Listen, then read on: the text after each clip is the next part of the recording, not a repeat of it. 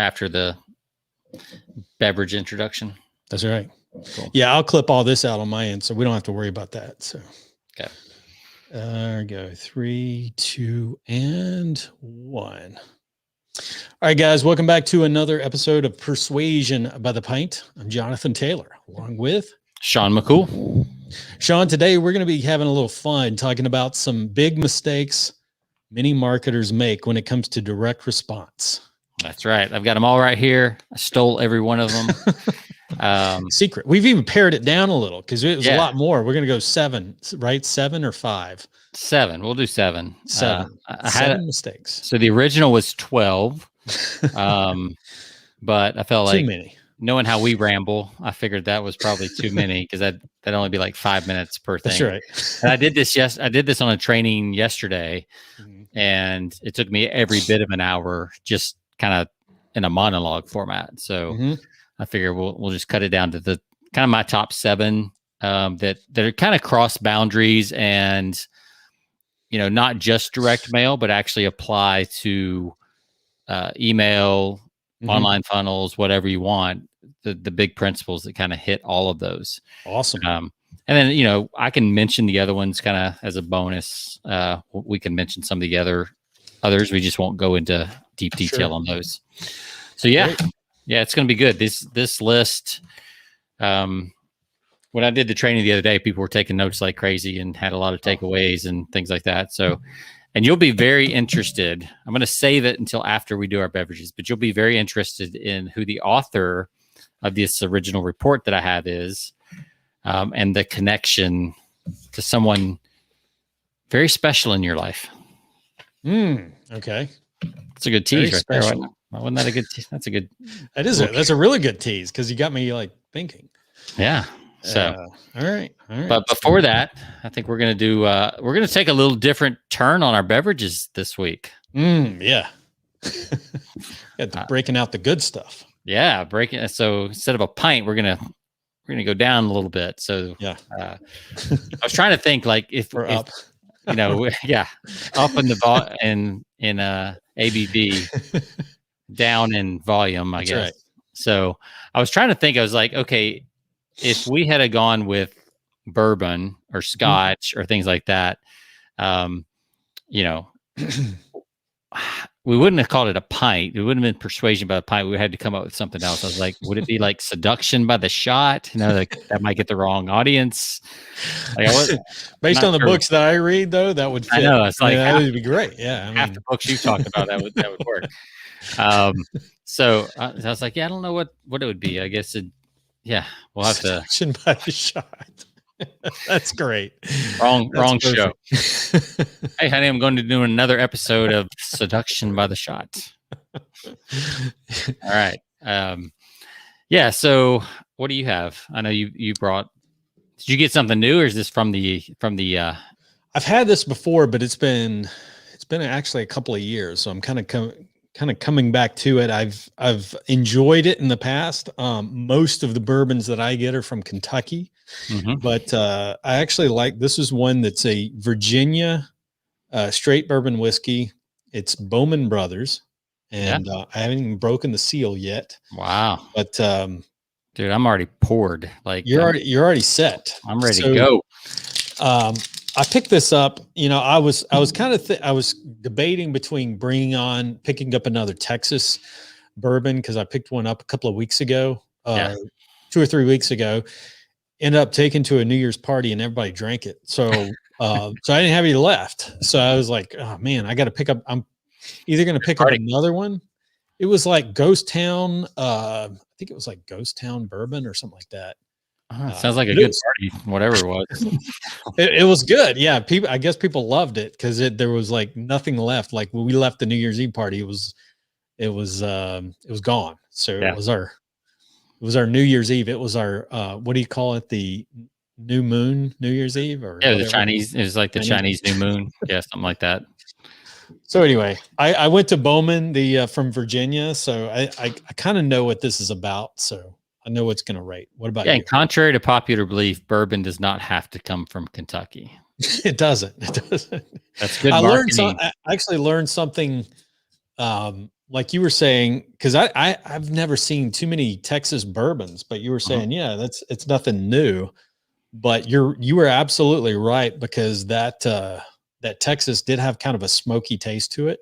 A little smokier than what you normally get from a lot of Kentucky bourbon. So they say that part of the reason for that, because I went the one I'm having here, I went to the distillery a couple weeks ago, and I went through their little tasting, and they give you the backstory and stuff like that. And they said one of the reasons that a lot of Texas bourbons are so smoky is just the heat when they're sitting in the barrels. Okay. So the warehouses where the barrels sit are hotter, which also means they lose more alcohol per barrel than other places. Gotcha. Because you can imagine 105 degrees here in Austin, and kind of this area, those aren't, I mean, they're typically not climate controlled places where they do that. So yeah, I mean, the smoke and the char from the barrels comes out a little bit more because of the heat. And that's one of the reasons that Texas stuff is more smoky. So they throw in a little cayenne pepper too. Is that?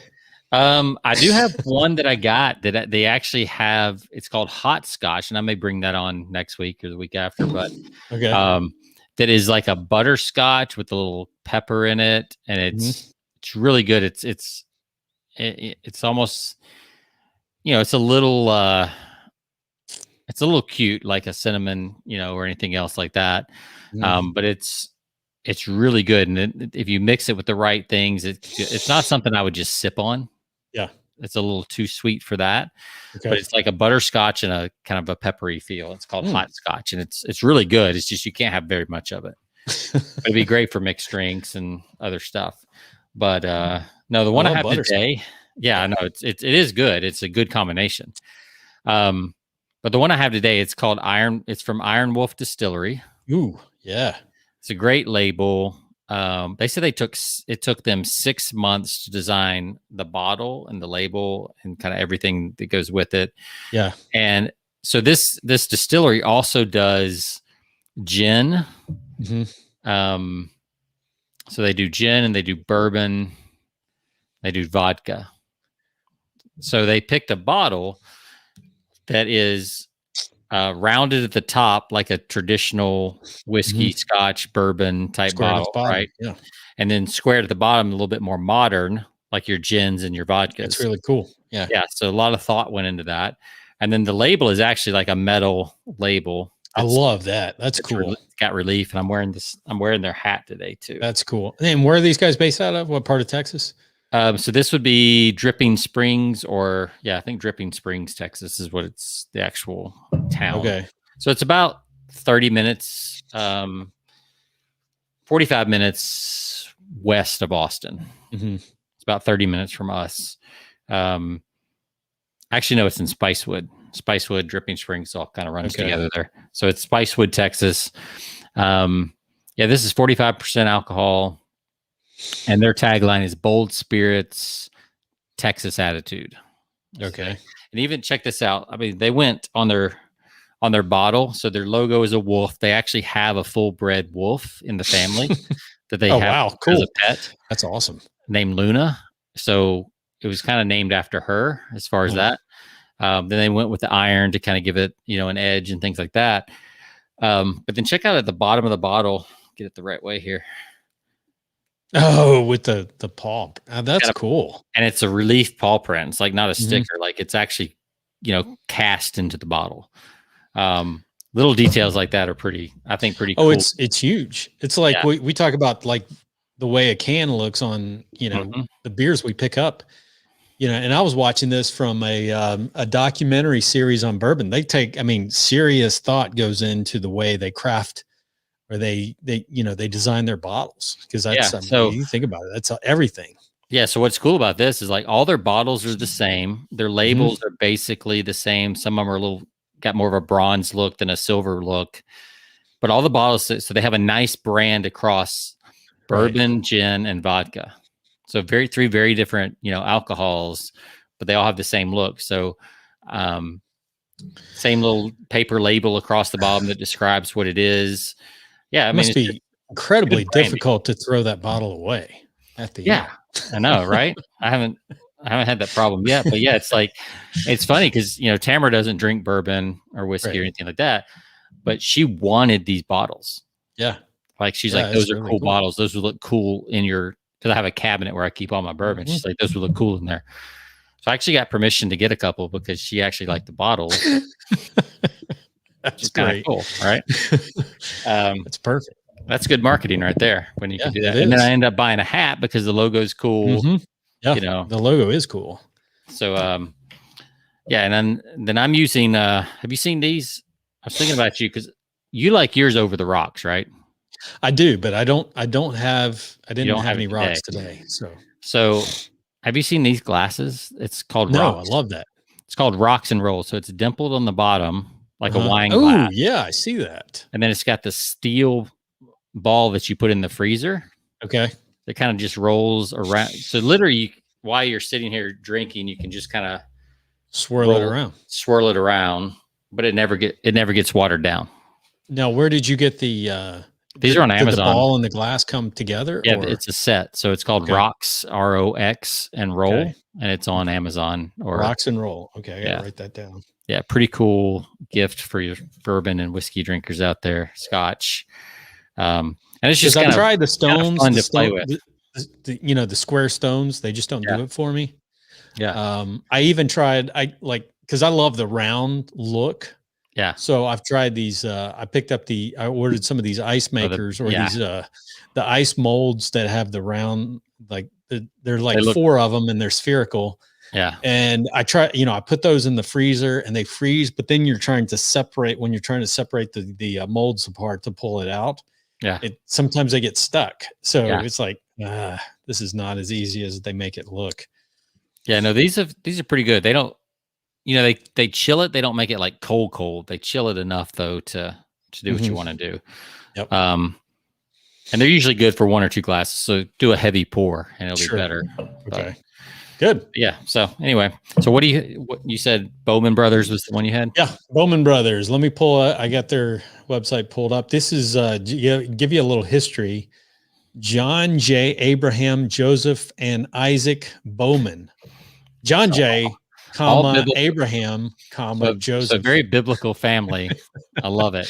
Yeah, they're very biblical. They were actually Virginia military officers in the Revolutionary War. Wow. This handcrafted bourbon whiskey is a tribute to their heroism. Our Bowman Brothers small batch bourbon is distilled 3 times using the finest corn, rye, and malted barley, producing distinct hints of vanilla, spice, and oak. It is a 90 proof whiskey, 45% volume.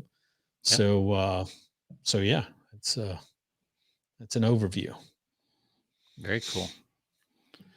All right. Well, cheers. All right. Cheers.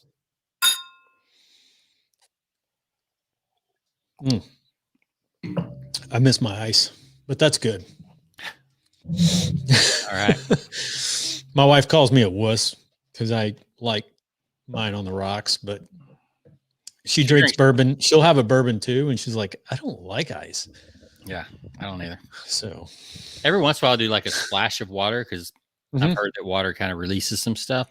I just don't like the taste to change over time as I'm sipping on it, so. Yep. All right. Well, so what do you think? Jump into these? Oh yeah, we got to rate these. Man, I just keep forgetting that. I'm just ready to go. I don't have as fine of a palate, I think, for bourbon as I've developed for beer with our 180 episodes. Right. But I would give this out of 5. I would give this. I really like it. It's pretty smooth. It's not as good as like the Japanese whiskeys, I think, for the just complete smooth sipping whiskey. Right. So I'd give this a 4.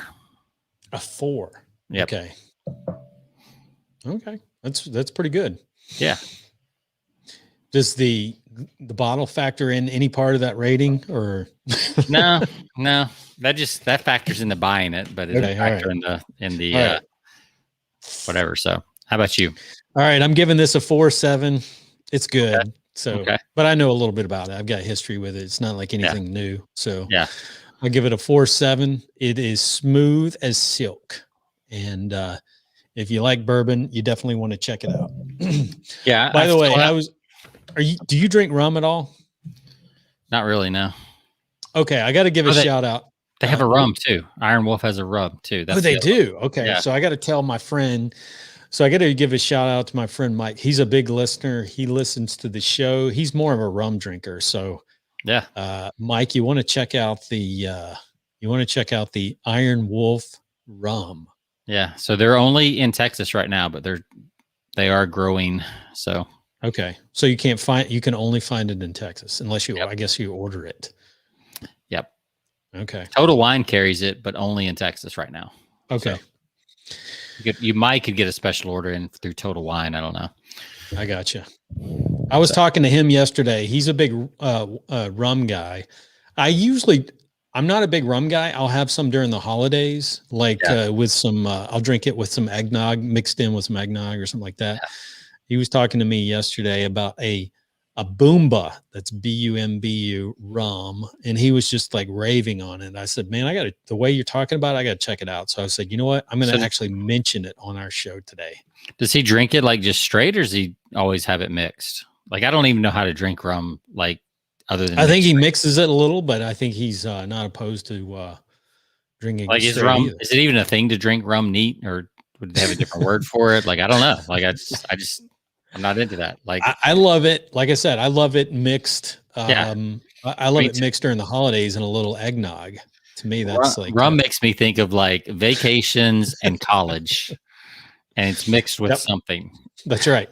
So, but yeah, I don't know. Maybe it's an area I need to explore again. So, all right, we'll have to do rum, and I can't think of anything that goes with like marketing that's R. I can't. By the way, I got to mention one other thing too before we get into our topic today. I got some swag coming your way. We're gonna have to start featuring some of our Persuasion by the Pint swag on our website. Yeah, people. So I've got some a t-shirt and sweatshirt heading your way. Cool. Yeah. So with some cool new design. So very cool. I can't wait to see that. Yeah, we'll have to put those up in the store or something, or get a store. Yes. So yeah. All right. Well, let's jump. We got to get a store. Yeah, let's get a store first. Yes.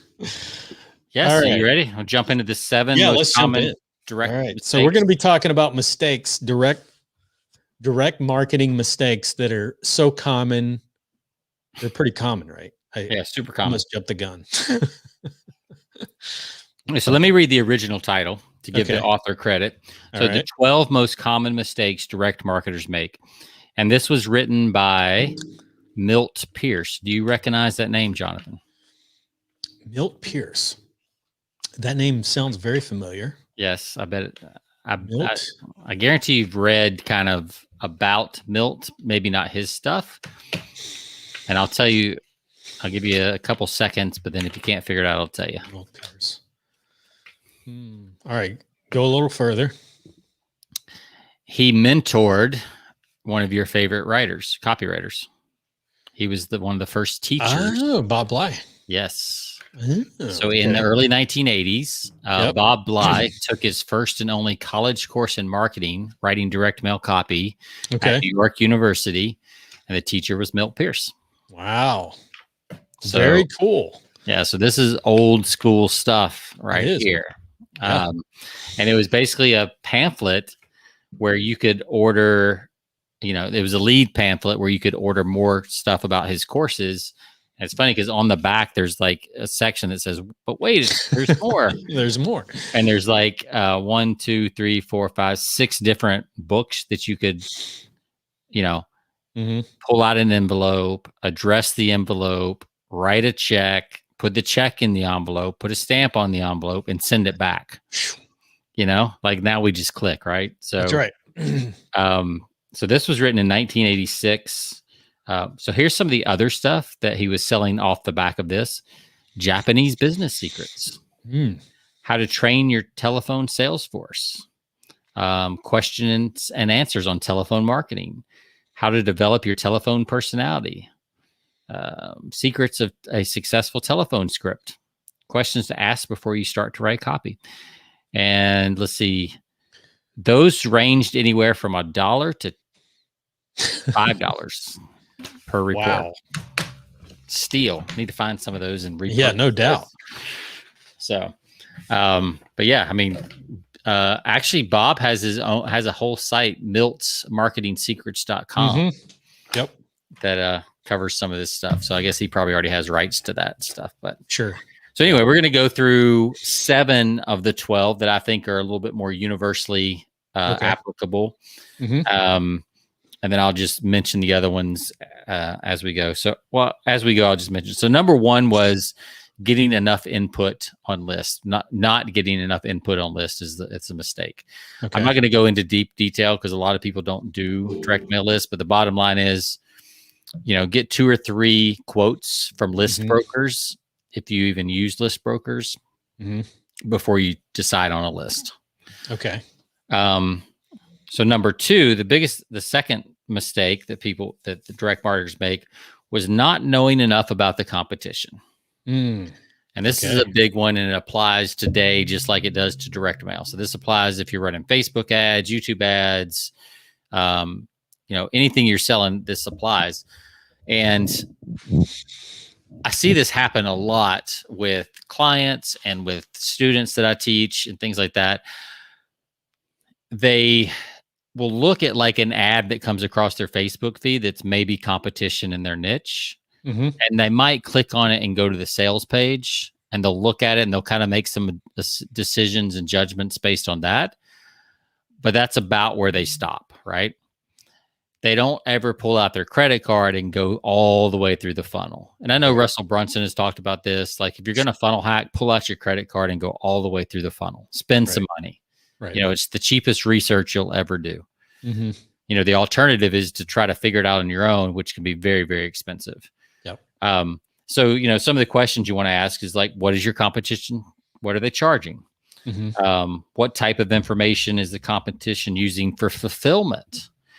Right. So you and I have talked on this show about companies that do a great job at fulfillment and kind of go over the top. And then when you get your stuff, you're like, wow. Yeah. Wasn't expecting that. That's cool. And then you talk about them and you get referrals. I think we talked about Road ID. I was just thinking of that one. Yeah. It came to mind. Yeah. We've talked about the big blanket company where I got the giant blanket. Of course, we've talked about Apple and the packaging. I had to buy a new Apple mouse today. Ooh. And because I had mine for like 10 years and it finally died. So we got a new one. And I couldn't throw the box away. It's like the packaging is so good. It's like, man, I just couldn't. I was like, well, maybe I'll save it just in case I have to return it. Right. But there's something about those boxes that you just you can't throw them away. No, I don't know what amazing. It is. So it's part of the attic filled with Apple boxes. Yeah. And it's just something about that extra, it's this thing that says, man, if they care this much about their packaging, their products must be good. Because at the same time, I bought a pair of Sony earplugs, which I don't actually like, but I got to get different adapters for them. But their packaging was it looked nice when you got it, but then when you started taking it apart, it felt flimsy. Sure.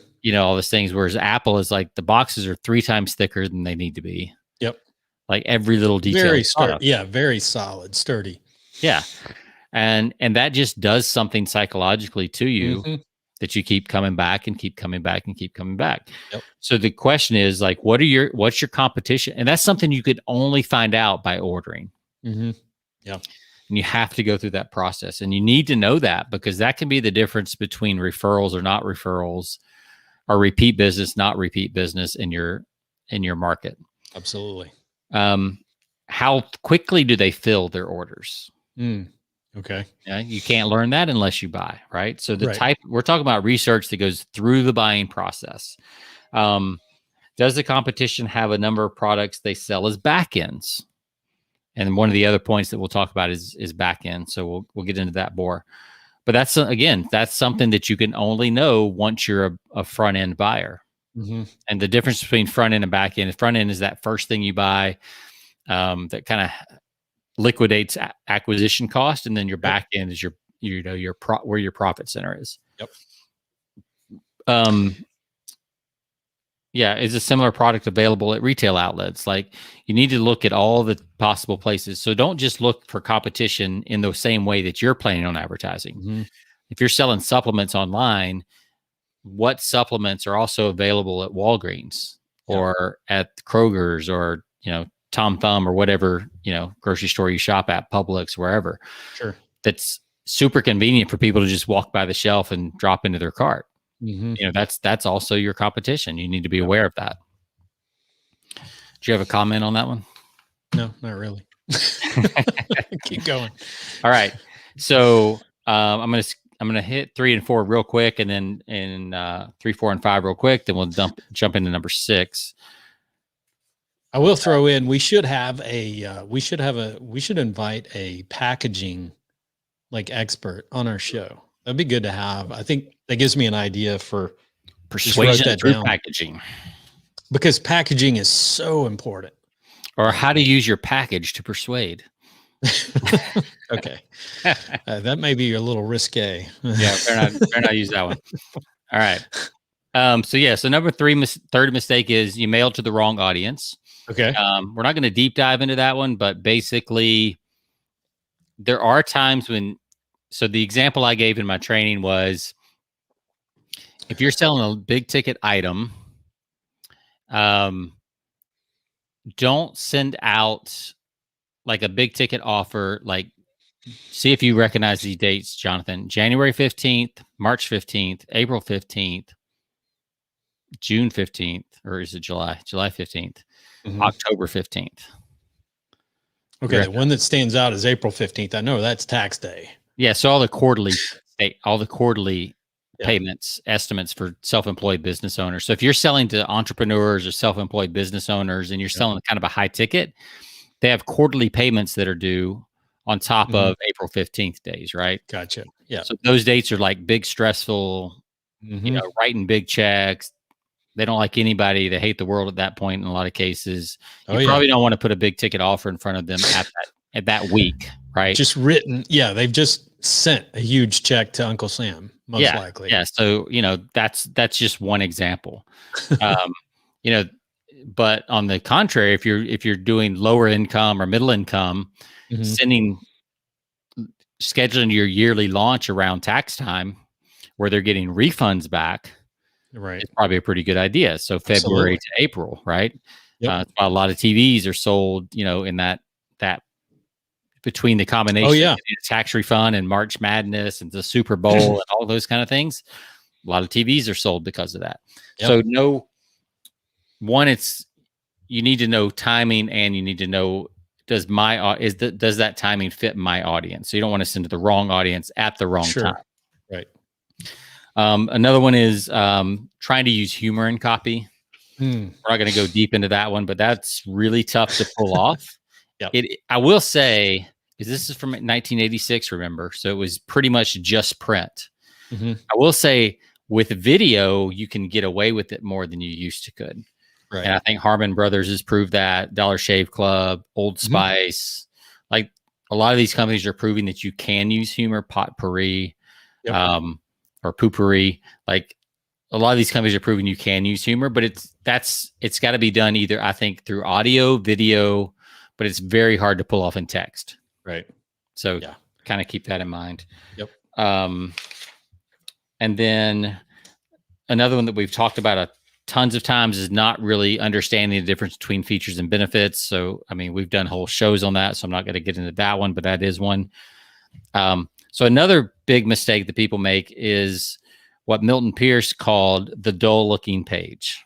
Okay. So this is a page that either looks dull or difficult. So big blocks of text, or, just when you glance at it, you're like, ugh, I don't want to read that.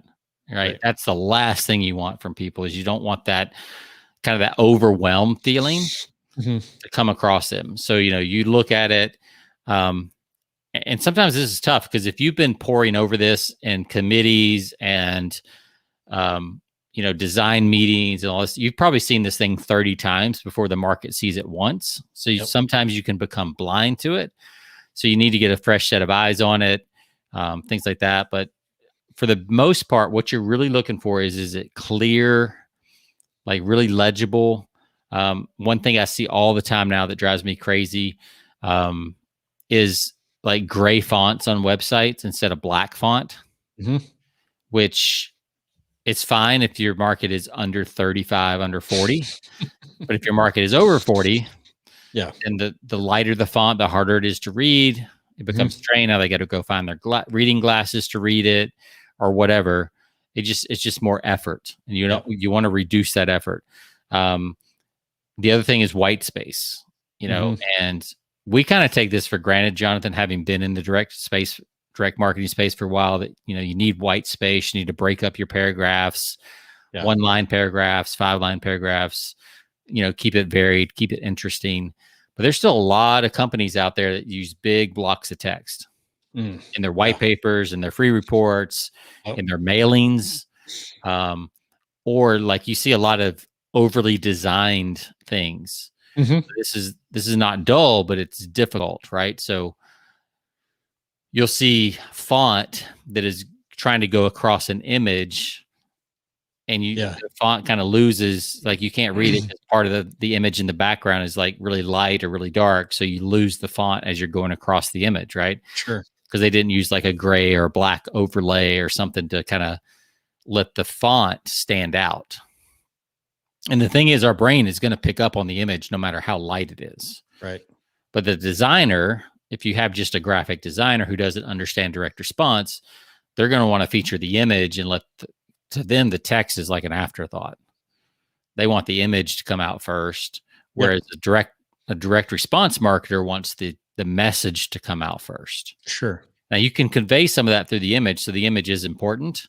But you just don't want the copy to get lost along the way. Right. So make sure it's not a dull or difficult to read page. Yeah, it reminds me of a statement that I heard this past week on a podcast by I think it was Scott Adams, who said, the more friction you create in anything, like the less likely people are to take advantage of something.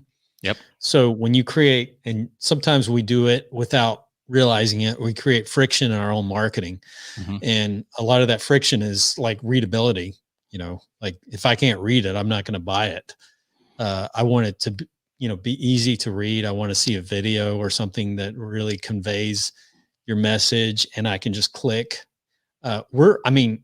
Consumers are lazy. So you just got to understand that people don't want to do a lot of stuff. It's not even that consumers are lazy. It's that your brain is literally designed to be the most efficient, and that's going to be whatever's easiest. Right. Yeah. Maybe I shouldn't say lazy. I should say that we have been, we're used to a certain pattern, and we like things to be easier. And maybe that's not lazy. Maybe it's just we have like our time. We're more we value our time, especially when you're dealing with a business. When you're marketing B2B. Yeah. So you've got to take away the friction. The friction is going to kill everything. So anytime there's friction, like you create friction in between where there's just something that really stands in the way.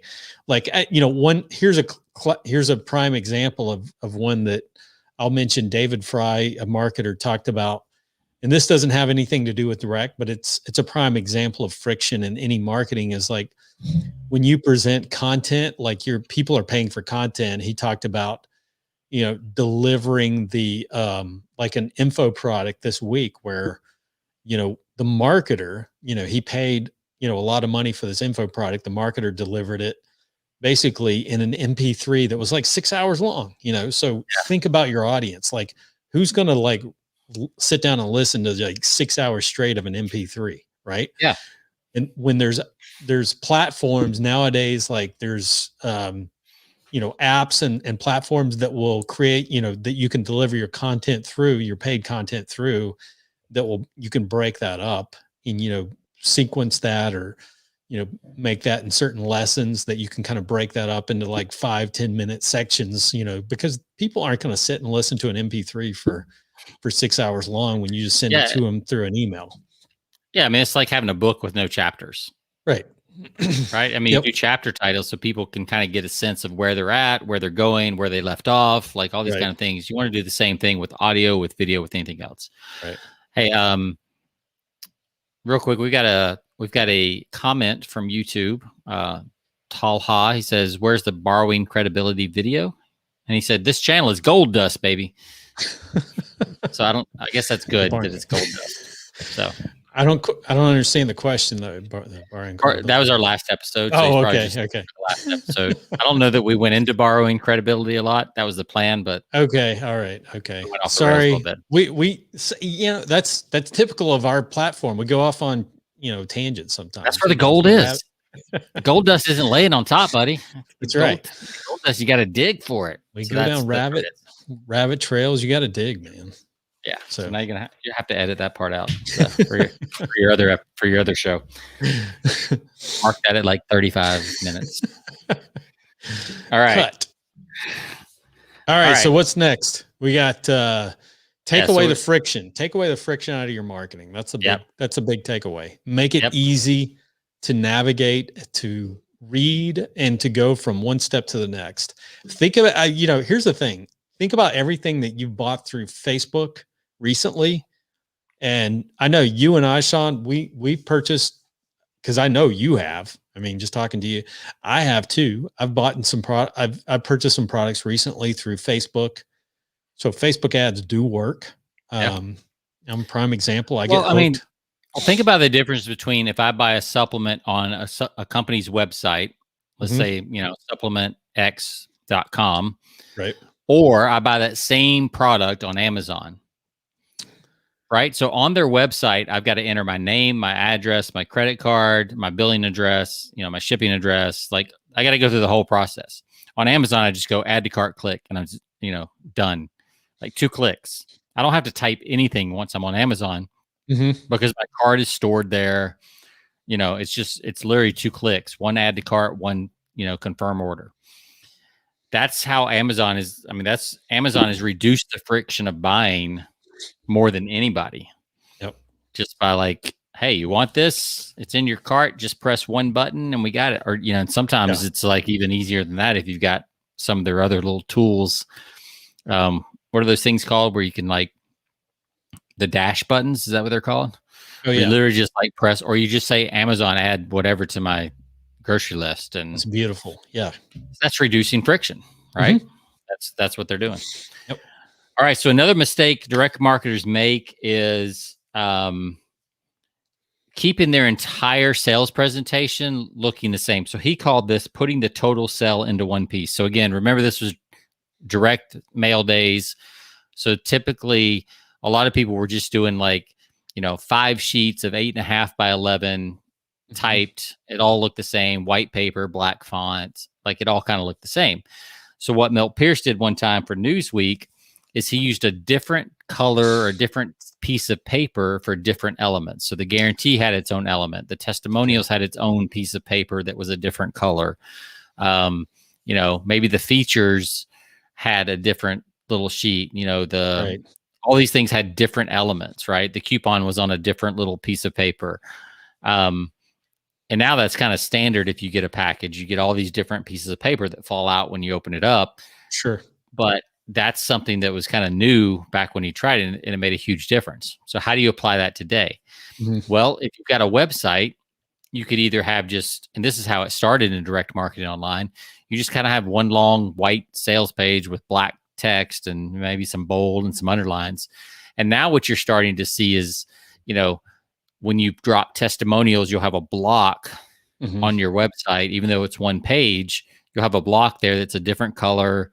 It's got the little 5 stars to mimic like an Amazon review, because that's what people are used to. Right. It's got a little call out box. So as soon as you scroll past it, you instantly know, oh, those are testimonials. Let me peek at a couple of those. Sure. And you keep scrolling and you see it like the guarantee seals and a border in that section of the copy. Right. So that's the same thing. It's like, oh, okay, this is the guarantee section. This looks important. Let me look at that. Oh, okay, 365-day money back guarantee. Like it's just super easy to look at instead of having to dig through every line of copy. Because people, for the most part, are scanners. They're going to scan through If something catches their interest, they'll go a little deeper. So using different visual elements for different parts of your sales presentation. So whether that's in the mail, I do this a lot, even on Facebook ads.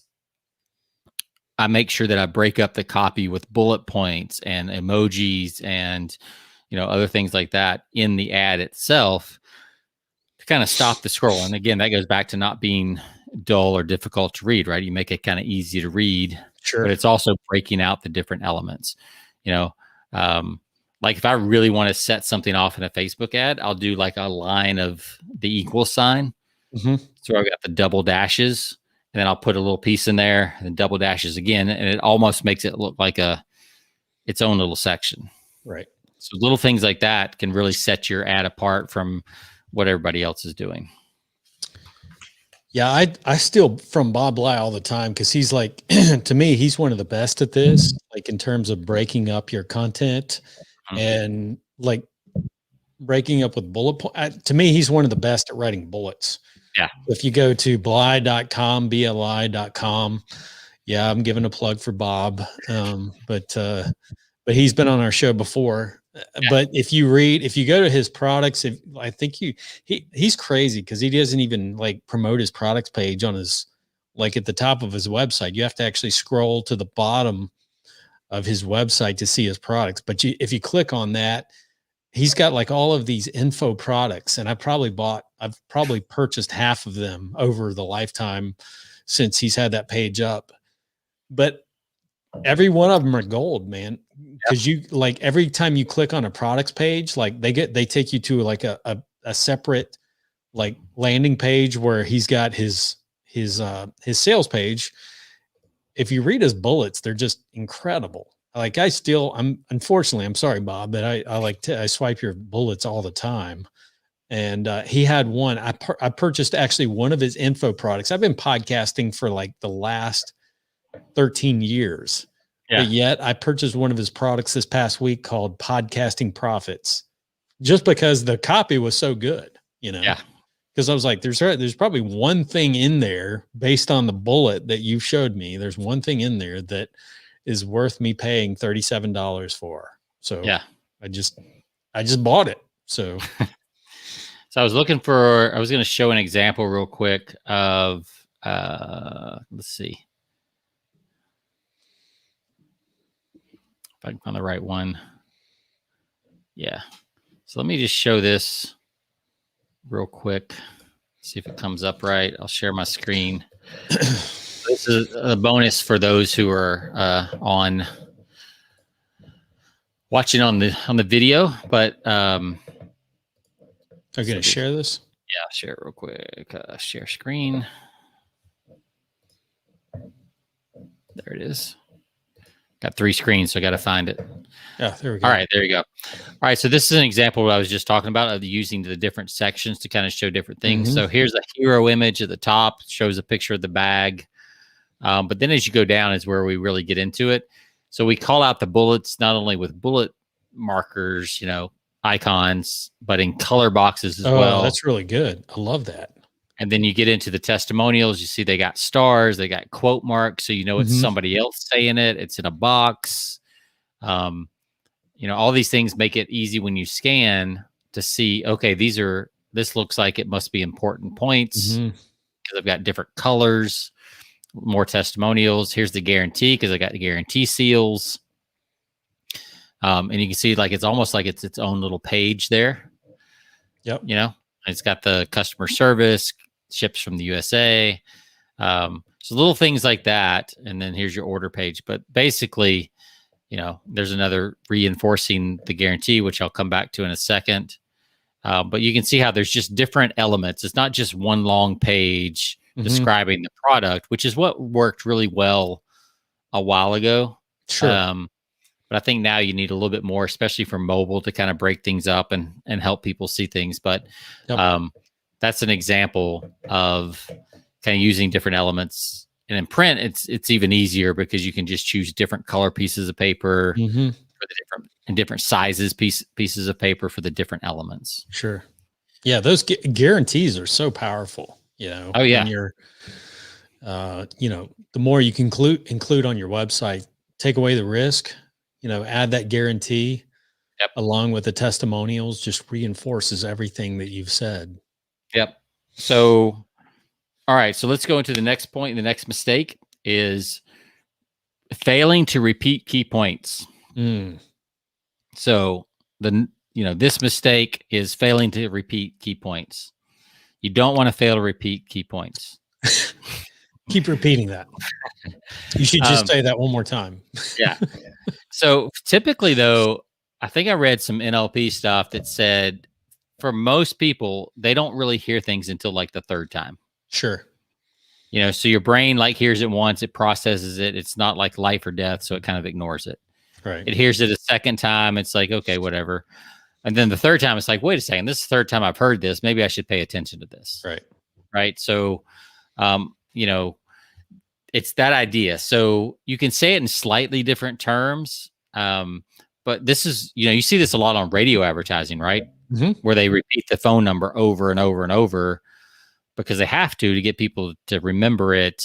Yes. Or to pause and write it down or whatever, right. Or the website name or whatever.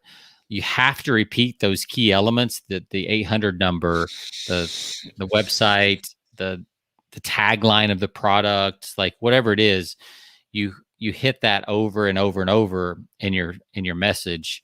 Mm-hmm. And obviously it depends on how much room you have and those kind of things. But like if you got a really good selling point for your product, you don't just mention it once, you mention it several times in several different ways, and you keep mm-hmm. repeating that key thing over and over. Yep. And most people feel like, oh, I'm bothering people if I repeat the same point over right. and over. Well, the fact is they didn't hear it the first two times you said it. So exactly. you almost have to say it 3 times. Like I remember hearing, like when I first heard that was like guerrilla marketing, J. Conrad Levinson, like when mm-hmm. he first said, when I first heard about that concept that you have to hear, like, it's like either 7 or 9 times you have to hear a message before it really resonates. And you like, and that's like a general message. If you want a specific mm-hmm. point, within a message, right, you got to repeat that several times as well. Yep. So yeah, and that's that's what I tell, like, because I have sponsors on my podcast all the time. So mm-hmm. what I tell them is like, if you're thinking of sponsoring or advertising on our podcast, if you're thinking about doing that, like 1 or 2 episodes, forget about it. Don't even bother. Don't waste your time.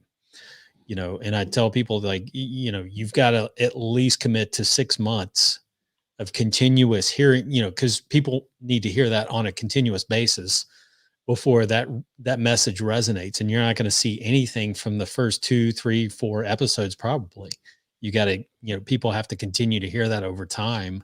And then that starts to sink in. People will, start to take action on that. Yeah. So let me tell you what Milt wrote in this little report. He said, one of the most successful direct mail packages I ever wrote was the Newsweek telephone premium package. So this is probably where they were giving away a free telephone, right. Kind of like the old Sports Illustrated days, things like that. Right. Which is a whole lesson in and of itself, whole show in itself. And he said it was the best package ever mailed. And he said he looked at the package a second time and tried to figure out why it was so successful. And here's what he learned. He said, 1, the package had a total lack of subtlety. No subtlety. He said the word free appeared on the front of the envelope, the back of the envelope, the front and back of the letter, the order card, and the brochure. In all instances, the word free was in, at the very least, 72-point font. Wow. He said the key element of the offer were repeated at least 4 times in the letter, the outer envelope, the brochure, and on the order form. and it was the most successful package that they had done up to that point. So always repeat key elements. If it I would say this, if it makes you uncomfortable how many times you've repeated it, you're probably getting close. That's right. Like if you've got a committee looking over your promotion and they're like, yeah, I think we said this a couple of times, it's probably too much. You're like, no, we're keeping that then. And that's uncomfortable. Never judge. Yeah, exactly. Never judge that based on your own preconceived notions of how long that ad's run and how you feel about that. Never do that. That's a huge mistake. That is actually one of the mistakes that we're getting to. So, So another mistake is failure to consider the back end. So I was listening to Rich Sheffrin, who's been on the show before, and he was saying on a live stream, he was saying that for their service, it cost them $100, or they make $100 on their front end order, like by the time people do upsells and things like that, right? And it costs, they're willing to spend up to $250 to get $100 customer, right? Because they know what their back end is worth over the next 6 months, year to 2 years. Sure, they can go $150 negative. Oh, absolutely, yeah, because they're clear on their back end, right? And most companies are not clear on what their back end is, what their lifetime value is. So when we say back end, it's anything after that initial purchase, and that could be, month 2 through whatever of a subscription service. It could be a higher price product. It could be it could be a lot of different things. Yep. Any reorders, lifetime value, things like that. Too many people want to make money on their first transaction. Yeah. And really the profit is going to be made on some transaction down the road. Sure. Yeah. So obviously you want to up your first transaction as much as you can, but the real, the real thing is to understand the back end, and also to realize that the back end is a lot broader than you might think it is. Oh, absolutely. Because once you have a customer that buys your product, they also buy. You kind of now know who they are. You have an avatar. There's a lot of other things you could sell them. That maybe even your company doesn't sell, but you could do joint ventures. You could do, affiliate offers. You could do all kinds of things that could boost your overall profit, because that person is not buying just your product. They're living life, and they, if I buy Iron Wolf bourbon, that's one thing that I buy, but I also buy bourbon glasses and a little ball that goes in and bingo makes the bourbon cold, right? So, and I'm willing to buy apparel if I like the brand, right? So there's all these other things that people already buy that if they like you, they'll buy that from you as well. So expanding your back end, I think, is like not in a weight loss kind of way. You don't want to expand your back end that way, but you want to expand what you can sell on the back end, and it's a lot more than you think it is. No, it is. You think about the printing. Like, I bought my youngest son a 3D printer for his birthday, right? Okay. Yeah. Which was like a $400 or $500 printer, which is cool, because I love that 3D printing, and he's like really into that. But that wasn't their moneymaker. Their moneymaker is selling the filament, AKA, traditional printers. They sell you the ink on the back end. That's where they make their money. Well, 3D printing, they make their money on the filament that goes into these 3D printers that you print. Yeah. And these are like easily $35 to $40 a reel for you to add to those. So, they're always thinking of their back end. Yeah, they make a great product on the front end, but they're going to sell it, at a competitive price to get you in, so they can sell you that filament on the back end over and over and over again. Right. It's like in the old days, Canon and Nikon. That's right. They weren't in the camera business. No, they were in the film business, and they were in the chemicals business, right? Absolutely. And Kodak was in the chemicals business. That was the majority of their profit came from the chemicals to process the pictures. Right. Not from the cameras, not even from the film. It was from the chemicals. Because guess what? If the consumer has the roll of film, right, they have to take it somewhere to get it processed. Right. That's the real customer that Kodak is after. Absolutely. Yep. It's who's buying the film, the chemicals to process the film. Yep. Right. So you got to think down that road, and how much of that can you capture, and the hardest part is getting the customer. Yep. It's easy to get the fulfillment done on the other stuff. Right. It's easy, but it's easier than getting the customer. So I'm going to translate that into, because I've got so I told you before, I don't think our audience heard this, but I'm going to repurpose this content for some of my manufacturing customers on the back end for a couple of the podcasts that I do there. So let me give you an example. Like some of my manufacturers out there, some of the one of the industries that I serve is in the cast polymer cultured marble. So they make countertops, like cultured marble, cultured granite countertops. What is a back end product you could sell for that? Think about ways to clean your countertops, right? People buy these expensive countertops or these bathroom countertops or sinks and things like that. What are some things that you can offer on the back end in terms of cleaning and maintaining, the beauty of those countertops? Like create your own line of products or have those on the back end that you can offer to your audience. So always be thinking of that. I think that's a great idea. Always be thinking of the back end, because you're going to make money on the front end, but always be thinking about like the long-term value of your customers and how to provide that value, ways to clean and maintain those countertops in tip-top shape, because, those things, people invest a serious amount of money into those. So how do you preserve the lifetime value of that? And that's a very obvious thing, right? That's an easy, obvious thing, right. But you can take it a step further, because getting trust in the marketplace is one of the most difficult things, right? So getting the new customer, getting the trust, they buy from you. So you could take your best buyers, so good buyers would be people that bought the countertops. Your best buyers would be the people that bought the countertops and the cleaning supplies. Now you take those best buyers and you say, hey, thank you for trusting us with your countertops and the cleaning supplies. We have a partner that we work with who makes incredible cookware. We know you take pride in your kitchen. We know you take care of it. It's more than just a kitchen to you. It's kind of a way of life. They offer this cookware that is like nothing else. Right. And you set up a joint venture with them. You already have high-end buyers that take care of their stuff. It's a perfect fit for something like a high-end cookware or appliance or, Vitamix blenders or whatever, and it seems like way out there. You could either carry that yourself or you could, just refer it out and get the affiliate or the commission for referring that out to your list. And that could be a very nice little bump in revenue, because there's no fulfillment cost for you if you're doing an affiliate model. I heard somebody today talk about this blew my mind. So they bring in a lot of new names to their business. They do digital marketing. They bring in a lot of new names to their business, and a lot of those people never buy anything. Right. But they signed up for something, like some information. And they wanted to.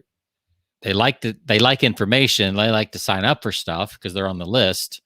But they don't buy anything.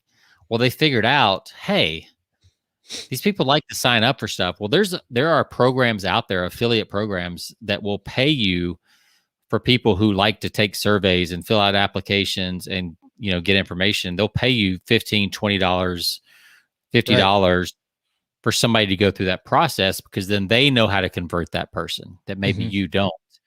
So they take all these names that after 30, 60, 90 days aren't buying and are pretty much proven that they're not going to buy anything, and they'll send them to those people through an offer, and they're making 6 figures a month just off those names. That they liquidate those costs that it took to get those clients. So this reminds me too of, like, your waste product is somebody else's main product. Like manure is fertilizer for somebody, but it's a waste product for somebody else. My father-in-law has chicken houses.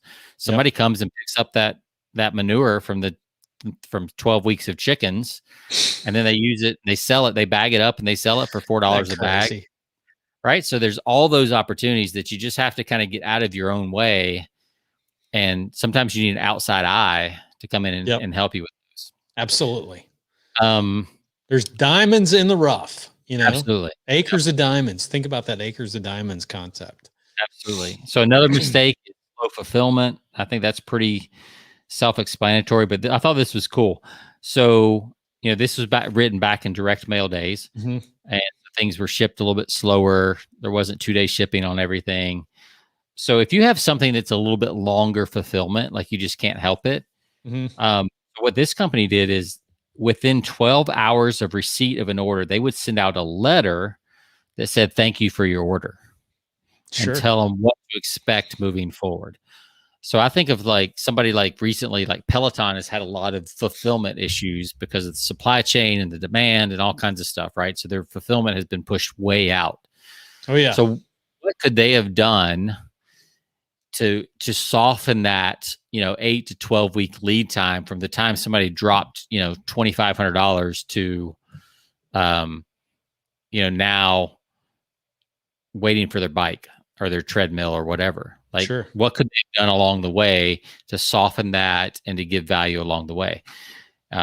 So slow fulfillment will kill you, like, especially today. I mean, this was, like I said, written in 1986. This is far worse today. People are not going to put up with slow fulfillment these days. Yeah. And if there is a slow fulfillment, tell a story behind that, right? Yeah. Like, explain why. Like, is there, like, if there is, like, say, we're packaging this, there can be some delays, but we're, our people are making sure that they're every detail, every jot, every dot and I is, T is crossed or whatever, making sure that that process is fulfilled in just the right way so that it can get to you, in a package that you'll love, so I mean, it's like, absolutely, give them an explanation. If people just want to be communicated with, right? And if it goes back to that influence. I always give people a why, because this, if you can give them something and then give them because, like, people accept that all the time. Like, this product takes longer to get to you because it's really good. Because, like that would actually, that's okay. That's it. Cool. I guess okay, I'll take that. Right. Yeah, sure. Something. Yeah. All right. So let's go in the final one. So another big mistake is assuming that your own experience is typical of the marketplace. And you kind of hinted on this earlier, Jonathan. Like I said, by the time and I think they talk about this in Ogilvy on advertising, by the time you get out into the world with your campaign or your marketing thing, you've probably seen it 20 or 30 times, but your market has not seen it yet at all. Right. So that's kind of one example.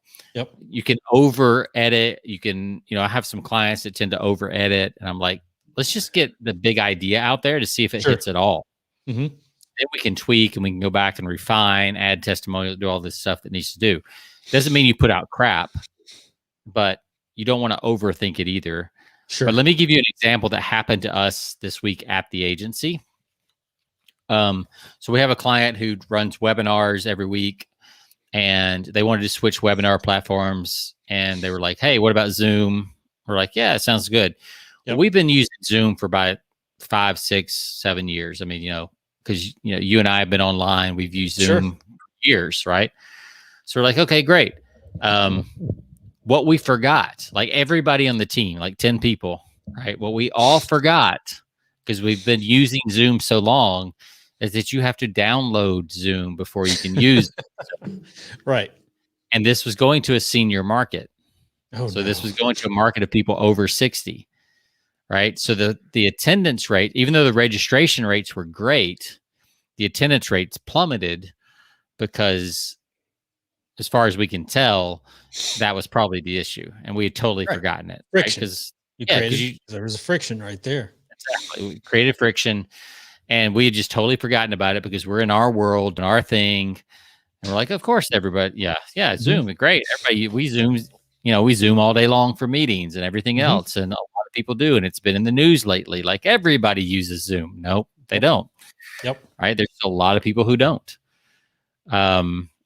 So, you have to think through those things. Yep. And even when we tested the funnel, because we had already downloaded Zoom 6 years ago, that wasn't part of the process that will show up for, a certain percentage of the population that we're going after. Yep. You almost need to have like another, tester in your family or somewhere else, that has never been through that process at all. Yeah. I mean, So you just have to kind of think through those things. That's so important. Understanding your target market, Mm-hmm. that demographic, who's not used to maybe a certain platform, that's that we take for granted. Right. We assume everybody uses that, right? So, yep. So you don't want to assume that your experience is what they're going to experience, right? Exactly. Yep. So yeah, that's a big one. That can, like you said, I mean, it creates friction, and friction will kill sales. Sure. So those are the 12 mistakes. We went kind of deeper on some of them and not as deep on others, but those are the 12 mistakes that a lot of direct marketers make, as told by Mr. Milt Pierce. So hopefully that's useful to some folks. What was your biggest? Which one do you think is the kind of the biggest? I think the friction thing is huge. Yeah, I see that all the time, and just that's a great example, using that Zoom example. But I think the other thing I'm going to screen share something, because I'm going to give an example of a product that I purchased this past week. While you're finding that, I know I've literally watched my wife sometimes. She's like, I've heard her like hit the table or something, or the counter in the kitchen. Like, why won't they just take my money? Because you have to like fill out a username, and you have to fill out a password, and you got to do all this stuff. She's like, can't they just take my money? Which is crazy. I mean, those are the people that you want all day long, but yet unfortunately, you have people who are, you think about it, you have technical people who are creating websites, putting all of this stuff together that goes into your sales sequence, your landing pages, your website, all of your Facebook ads, all of this stuff has to. And there's good reasons for all of them. Yeah, absolutely. Right? But we forget the experience of the new person coming into your world. Yep. And that's what'll kill you. So let me share this. I'm going to share the screen here. Share it away, buddy. Share it away. Share screen. So here, and you may think this is hilarious, but I'm like a big, on writing, when it comes to writing. Yeah. So I ordered a fountain pen this week. Do you write with a fountain pen, Sean? I do not. Okay. You probably write with a gel pen, right? I have a pen that I like, and they're the ultra fine, like the 0.005 pens. You know what I mean? Like super fine lines, because I write really small. Okay. But I don't think it's gel. I think I can't remember what it's called. So I'm a writing snob when it comes to, especially if I have to write something lengthy. Yeah. Like longhand. So, which I've actually done some longhand sales letters. That's another, that's actually another strategy in terms of, or secret, you could add to your copy writing or direct marketing grab bag list, is if you can write a longhand sales letter, it's pretty, no one does that. So it stands out in and of itself. I'm going to give you an example. So here's a company that I ordered a pen from this. I think it was the week before last. So obviously because of the weather, because of, we've had all of this, the ice and snow this past week, it's delayed a lot of the shippers.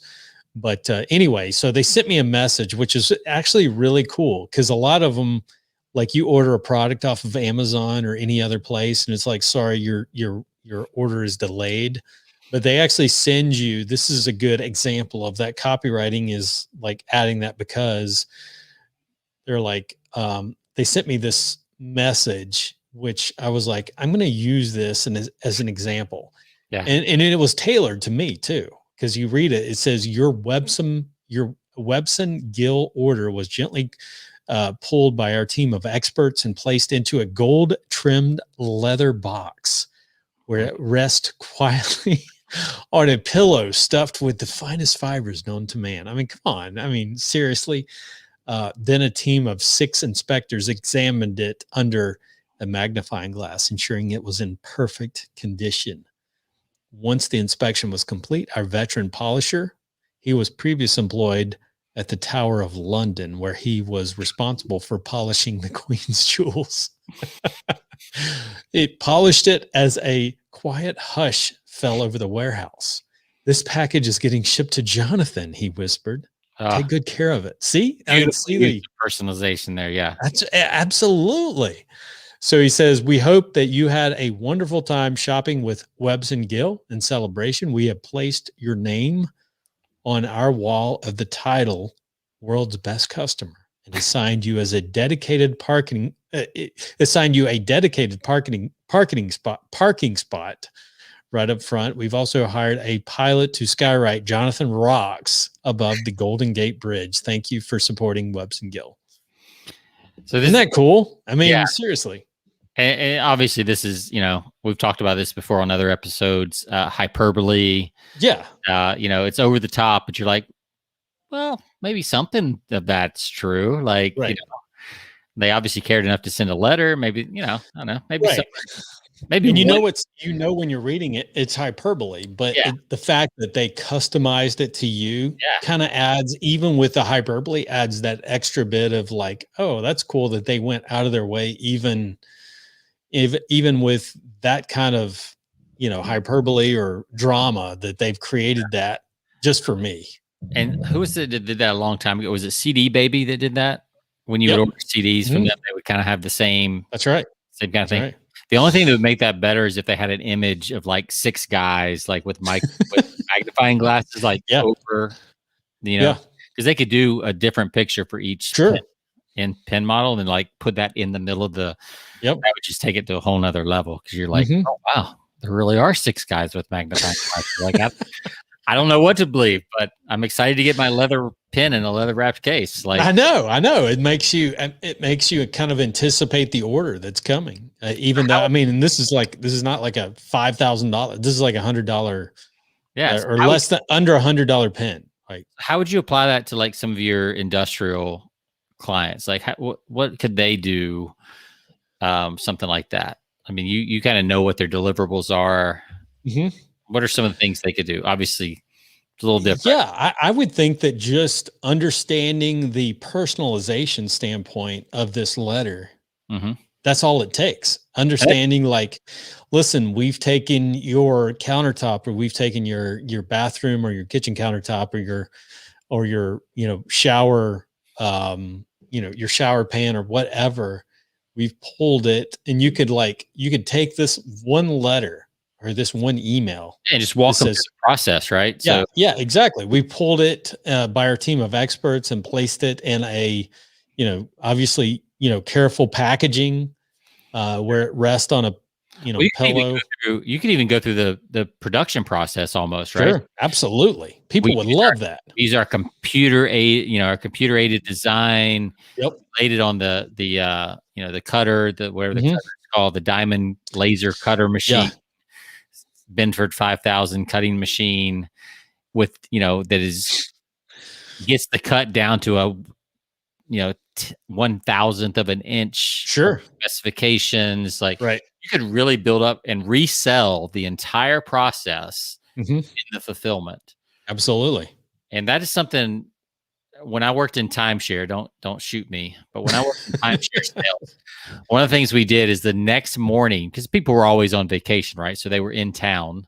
So what we would do is when we closed the sale, as we walked them out, we had to walk them out to the parking lot, thank them for their business. We would hand them a coupon, basically a little invitation. Wasn't a coupon, it was an invitation that said, hey, we'd like to buy you breakfast tomorrow.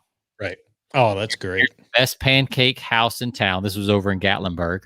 Sure. Best pancake house in town. We've got a table reserved for you. And we did, so we had somebody at the company that reserved everybody that bought that day. We basically bought out the restaurant for the morning. I'll meet you there at 8:00. We'll have breakfast, bring the kids, everything's on us. People are living in hotels, so a free breakfast, they love it. Right. Yep. And then we get there and we basically that was the time to button down the sale, because they have 3 days to cancel. Sure. So, right. So you get in there and just so it's part of the fulfillment process, because you think about it, in timeshare, they're not actually going to get the product for 6 months to a year when they go on their first trip. Right. And they're going to make several payments before then. So you have to have something that kind of solidifies that relationship other than just kind of a wham, bam, thank you for your money. See ya ever or never. Right. So we had breakfast with them, talked to the kids, and rebuilt the dream of like, so where are you going to take your first trip? Like all this stuff and like resold it again. Yeah. And that reduced the number of cancellations like dramatically. Yeah. And your salespeople can do that regardless of the industry you're in. Sure. They can send a thank you letter going back through the process, why they bought and, all kinds of stuff. So and I bet 1 out of 1,000 companies does that. Oh, easily. Yeah. I mean, probably half a percentage. Like you don't have to be buying breakfast. You can automate it just like that company did for you. It doesn't have to be super intensive. It just needs to be, the system needs to be put into place where it kicks that out. Yep. So, yeah, it's amazing. One of the most important words of the English language. What is it, Sean? It's your name. Yeah. I was trying to think, is it bourbon? Is it free? Yeah. Free is close, but your name is like top of the list. Right. So, people love to hear their name mentioned. And like I said, if you can get personal and you can talk to people. And by the way, a letter like that, I mean, it pulls 2 pieces of data from the order, right? It pulled the item you ordered and your name. Yep. That is super easy for any coder out there on the planet. Like that's not a super high level technical thing that your company's got to buy new software for or anything else. Nope. It's very simple. I don't care what system you're using. That's pretty easy to put into practice. Yep. Yeah. Most autoresponders, you can just add that into your sequence on your order sequence email. Yeah. You just add that story in. I mean, I'm savvy enough to know that they didn't personally send that out to me. Yeah. From that order, that was just a sequence that popped up. Even though you know that, it still feels good. Yeah, exactly. Right. It still feels great. I feel like, because no one else does it. I mean, how simple is that to do that in your autoresponder, but yet no one does it. So, I mean, and then we talked about Road ID, who does the bracelet for like cyclers, and I think it's great I still think they could blow their business up if they did it for travelers and all kinds of other niches.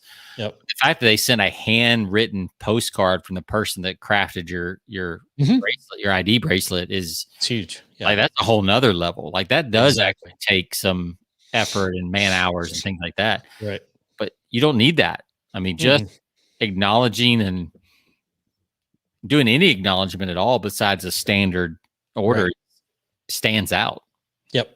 Yeah, it goes back because they've done that, I don't care like if there is a delay, if it's longer to receive, doesn't bother me because of the way they've communicated with me. So because there's a part of your brain that like maybe some of that's true, maybe it does take longer. Like and that's just basic like psychology. Like your brain can't overcome that, even if it's over the top, and that goes back to the psychology of influence, Robert Cialdini. Simple because, using because. I don't care what the because is. If you simply state a because, even if it's not true, like it's we're late because we didn't send it out. Okay, no worries. I don't care. That's cool. At least you told me. I can't tell you how many times when my dad and I had a construction business that people would be like customers be like, we just want to know what's going on. Exactly. Communication. Like, we don't really care. Like, if it's going to be late, that's fine. We just need to know what's going on. Right. And so I think that's a kind of a big lesson or a big mistake is not communicating with your customers throughout the entire process. Absolutely. All right. Well, we went long on that one. Yeah, we certainly know how to extend an episode. Yeah, and get the most value out of it. That's what I say. I'm going for Tim Ferriss's 3 hours. That's where we're headed. All right, good stuff, man. I love this direct response marketing mistakes you want to avoid. I think we've covered all of them. Yeah. So Good stuff. So you can find us over at persuasionbythepint.com. You can find us on all of your podcast platforms, Stitcher Radio, iHeart, Spotify, you name it. And also for because I'm repurposing this episode, I have to say, for all of my Cast Polymer and Composites Weekly listeners, thanks for listening. I hope you get some value out of this. And because I'm going to be editing this directly to you, making it, as we said, more personal, more personable. You're going to insert every listener's name into the. That's right. That's right. Every one of them. But yeah, thanks for listening, guys. We'll see you next time. It's been fun. See ya. All right. Good.